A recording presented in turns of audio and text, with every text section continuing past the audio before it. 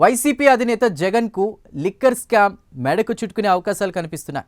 Liquor స్కామ్లో దాదాపు 4,000 కోట్ల రూపాయల మేరకు కుంభకోణం జరిగినట్లు నరసరావుపేట పార్లమెంటు సభ్యుడు లావు శ్రీకృష్ణదేవరాయలు లోక్సభలో ప్రస్తావించిన నేపథ్యంలో రాష్ట్ర ప్రభుత్వం కూడా ఈ స్కామ్పై వేగంగా అడుగులు వేస్తోంది.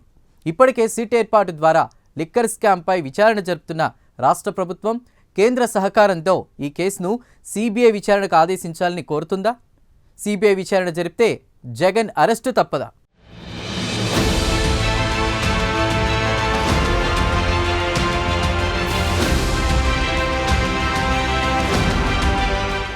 గత వైసీపీ ప్రభుత్వ హయాంలో ప్రభుత్వమే లిక్కర్ షాప్లను రాష్ట్ర వ్యాప్తంగా అధికారికంగా నిర్వహించింది. లిక్కర్ షాప్లను నిర్వహించడమే కాకుండా కేవలం నగదు లావాదేవీలను మాత్రమే అనుమతించింది. 5 ఏళ్ల పాటు డిజిటల్ లావాదేవీలు అనుమతించకపోవడంతో అప్పటి కూటమి పార్టీ నేతలు కూడా లిక్కర్లో భారీ స్కామ్ జరిగినట్టు ఆరోపించారు. వైసీపీ పాలనలో ఈ కుంభకోణం జరిగిందని టీడీపీ, జనసేన, బీజేపీ కూటమి ప్రభుత్వం ఆరోపిస్తోంది. ఈ కేసులో ఇప్పటికే వైసీపీ ఎంపీ మిథున్ రెడ్డి పేరు ప్రముఖంగా వినిపిస్తోంది.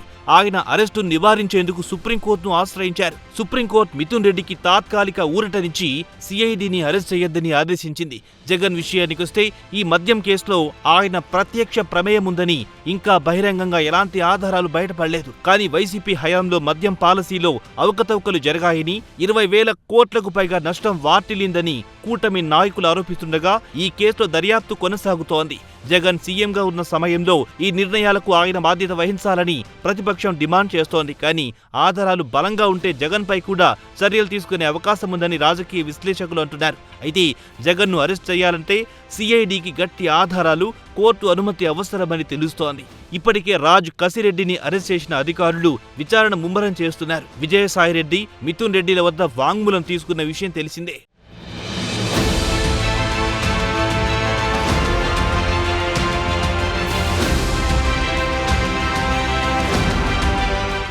లిక్కర్ స్కామ్పై సీరియస్గా విచారణ చేపట్టిన ఏపీ ప్రభుత్వం వేగంగా దర్యాప్తు జరుపుతున్నారు. ఈ స్కామ్లో ఎవరున్నా విడిచిపెట్టొద్దని ప్రభుత్వం పోలీసులను ఆదేశించింది. దీంతో సిట్ అధికారులు దూకుడు పెంచారు. ఇప్పటికే రాజ్ కసిరెడ్డిని అదుపులోకి తీసుకున్న అధికారులు తాజాగా మరో కీలక వ్యక్తి సజ్జల శ్రీధర్ రెడ్డిని అదుపులో తీసుకున్నారు. ఈ నేపథ్యంలో మాజీ మంత్రి, టీడీపీ పొలిట్ బ్యూరో సభ్యులు సోమిరెడ్డి చంద్రమోహన్ రెడ్డి సంచలన వ్యాఖ్యలు చేశారు. ఈ లిక్కర్ స్కామ్కి అసలు బిగ్ బాస్ మాజీ ముఖ్యమంత్రి జగన్ అని, ముందు ఆయన్ను జైలుకి పంపాలని సోమిరెడ్డి డిమాండ్ చేశారు. బిగ్ బాస్ దురాశ వల్ల నాసిరక మద్యం తాగి ఎందరో పేదలు ప్రాణాలు కోల్పోయారని ఆరోపించారు. మద్యం కుంభకోణం విషయంలో వెంటనే కేంద్రం జోక్యం చేసుకుని సిబిఐ, ఈడీని రంగంలో దింపాలని డిమాండ్ చేశారు. మద్యపానం నిషేధ హామీతో అధికారంలోకొచ్చి మద్యంతో పేదల ప్రాణాలు తీయడం క్షమించరాని నేరమన్నారు సోమిరెడ్డి.